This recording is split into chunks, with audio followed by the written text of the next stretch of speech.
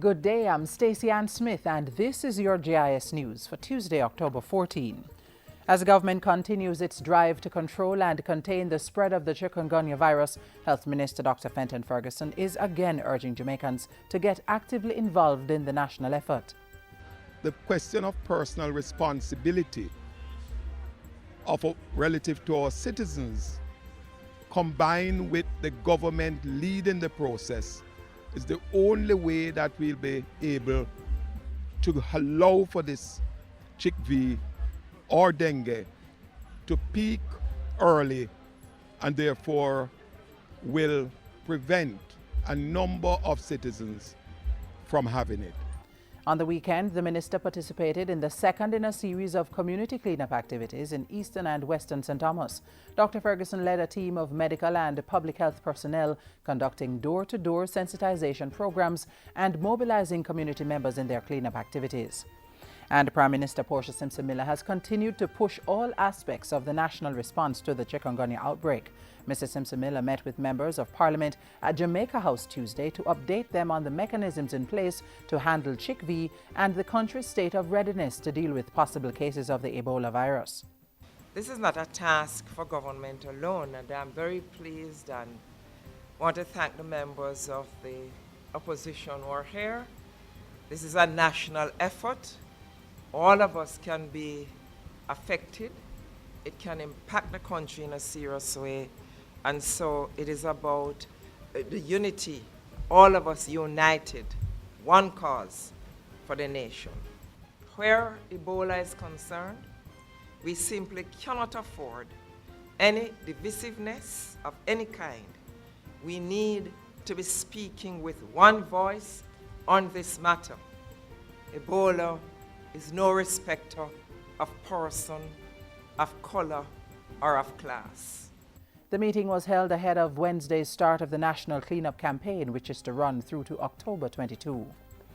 In other news, government remains convinced of the value of public-private partnerships to build the country, and in that vein, the Prime Minister is urging more businesses to get involved in community building. I'd like to impress on other business operators to do likewise, to invest in the communities surrounding their businesses. The Prime Minister was speaking at the recent opening of Red Stripe's dual heat and power plant, where she reaffirmed her commitment to job creation and economic growth. The government is focused on getting Jamaicans working. We're focused on the task of expanding business activity and creating jobs. In this mission, we cannot afford to be derailed by any forces, whether those forces are social, cultural, economic, or political. In the meantime, members of the Jamaican diaspora are being encouraged to invest in the local stock market to drive economic growth. Chairman of the Jamaica Stock Exchange, Alan Lewis, made the point that technology now makes it easy for Jamaicans abroad to participate. The beauty of the stock market or the stock exchange in Jamaica today, with technology, you don't have to physically come to Jamaica to do so. You can stay in New York, Florida, China, wherever you are, and make that investment. And the more and more persons who do that, the better we believe Jamaica will become. The JSE's Deputy General Manager Robin Levy added that with confidence being restored in the Jamaican economy, now is the time for individuals to invest. He said even at the height of the global recession, the JSE remained profitable. Companies raised over $12.2 billion on the floor of the Jamaica Stock Exchange to either retire debt, expand their facilities, go into export, all the things that drive Jamaica's economy. The JSE executives were speaking at a recent JIS think tank. Thousands of residents of Portmore in St. Catherine can expect to find jobs as a new business processing outsourcing facility is built in that city. An agreement for the construction of the 40,000 square foot facility was signed recently between the University College of the Caribbean UCC and Portmore Holdings Limited. The project is worth $6 million. In lauding the partnership, Science, Technology, Energy and Mining Minister Philip Polwell said the project was in line with government's strategic priority to facilitate job creation and economic growth. I want to commend all the partners. This is indeed historic, and it shows that for Jamaica to go forward, it is going to require not only government, not only the learning institutions. It's going to require our business people, our financial institutions, everybody to push in one direction, because the world out there has opportunities that Jamaica can suitably meet.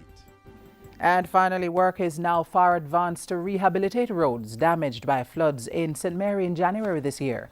During a tour of roads in the parish, State Minister in the Ministry of Transport, Works and Housing, Richard Azan, said he was happy with the progress being made.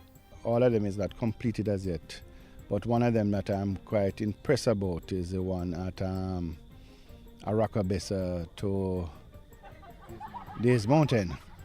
That when we visited the last time, there was a lot of complaint, and today we are seeing more brighter face, more smile and all of that.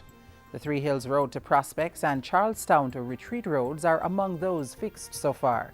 The National Works Agency is also carrying out spray patching work on the Gale to Cascade Main Road in the parish. Plans are also in place to address roads in Mason Hall, where work is expected to start shortly. The $143 million project is being financed under the Road Maintenance Fund. And that's it for JIS News Today. I'm Stacey Ann Smith. Thank you for watching.